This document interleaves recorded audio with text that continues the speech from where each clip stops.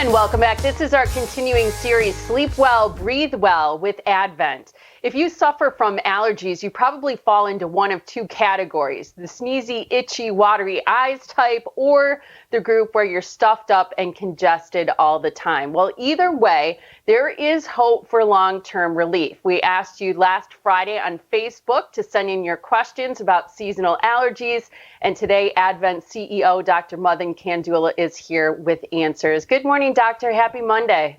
Good morning. Good morning. Good to see you. Good to see you too. Let's start with fundamentally, I think I've had allergies for what seems like a million years, but I still wonder what causes them. And I think a lot of people wonder that. Basically, it's really your body is bringing things in that are identified as enemies that shouldn't be identified that way, whether it's pollen or dust or animal dander, things that are common. They shouldn't be annoying to your body, but your body sort of says, hey, somebody's allergy issues, this is trouble, we should shut these things down. So it causes folks' noses to get stuffed up, itchy, sneezy, runny, all the things that you mentioned before. It's using your immune system and your defense mechanisms against something that it shouldn't. I always think of it as sort of like an overreaction, like our body's sort of overreacting to it. Okay, here's another question that we got on Facebook related to seasonal allergies. Somebody asked, they have a lot of itchiness in the nose and eyes, which is typical of allergies. They feel like it seems worse wearing a mask, and they're wondering, is that just their perception? And what are the issues that might make wearing a mask more difficult with allergies? Yeah, and it's hard to say for sure, but I'd say very, very specifically, we're all paying more attention to our nose, our throats, with masks on, and so one part of this may just be the fact that your attention is drawn to these areas. The other part of that fact is if you have a mask on and your nose is not working properly, then that mask is extra problematic. And so if somebody's nose is a little itchy, a little runny, and you don't have a mask on, no big deal. All of a sudden you throw a mask on and it can be very, very troublesome. On the other hand, I'd say, because you're bringing stuff to your face, it's possible that you're getting exposed to things that you otherwise wouldn't. And I would say the final thing is many of us have changed sort of our pattern of life and how much you're inside, outside, all those things. And so all those things can factor in, but I'd say it's probably all the above, could be factoring in. Makes sense. I used to suffer from chronic sinus infections, and I always wondered if my allergies were sort of like the precursor to it. But one of the questions we got on Facebook was related to that, and just simply, are sinuses and allergies interrelated? They can be, certainly. So if somebody has an issue with their nose or their sinuses, it's one of two things. Either the anatomy is too tight, things are too shut down, or the lining is irritated.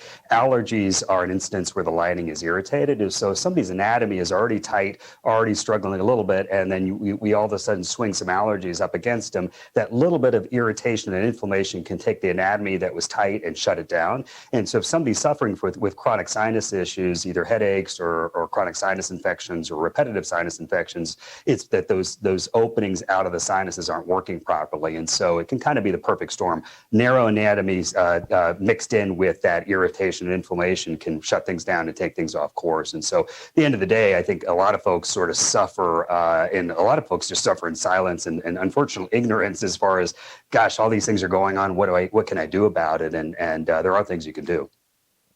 On Facebook, one of our viewers asked about antihistamines, and I think this is typical, Doctor. I bet by the time people get to your office, they talk about all the different over-the-counter meds that they take.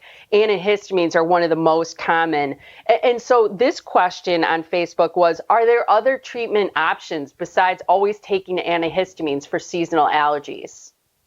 There certainly are. I mean, antihistamines are fine. They're over the counter these days. They used not to be. And so a lot of folks just go to the pharmacy aisle, look at those thousands of medications, scratch their head and take something and hope it's going to work. And I'd say if it helps, that's a good sign, but likely, almost assuredly, there's a root cause solution that's available, whether it's, allergy testing and allergy shots or drops. That's an easy enough thing to do. We do have office-based procedures that exist these days to really shut down that allergy inflammation for folks who are suffering from that. And we're literally talking about a very, very simple, just a few minute office-based procedure to really create a lifetime of change.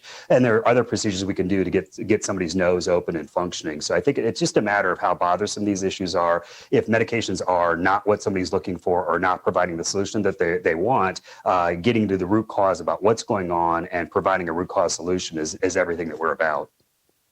We ran out of time, but I want to give you just a quick second to answer this last question, because this one came in also about medication.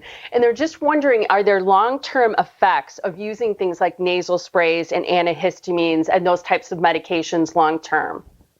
It really depends. I mean, some of them are fine and simple, and they're fairly benign, meaning you can use them for the long haul. Others can sometimes lose effectiveness over time, and yet others, especially certain nasal sprays, are dangerous to use in the long haul. So I think a lot of folks, they don't know what to do, and they go over the counter and they'll grab something, and if it works, that's great. But unfortunately, we find that a lot of folks will grab things and use things in a prolonged manner that are actually harmful. And so it's really trying to be very, very mindful about what you're putting into your body and making sure when you're trying to reach for help that you're looking and getting something that's actually working for you and can work for you for the long haul.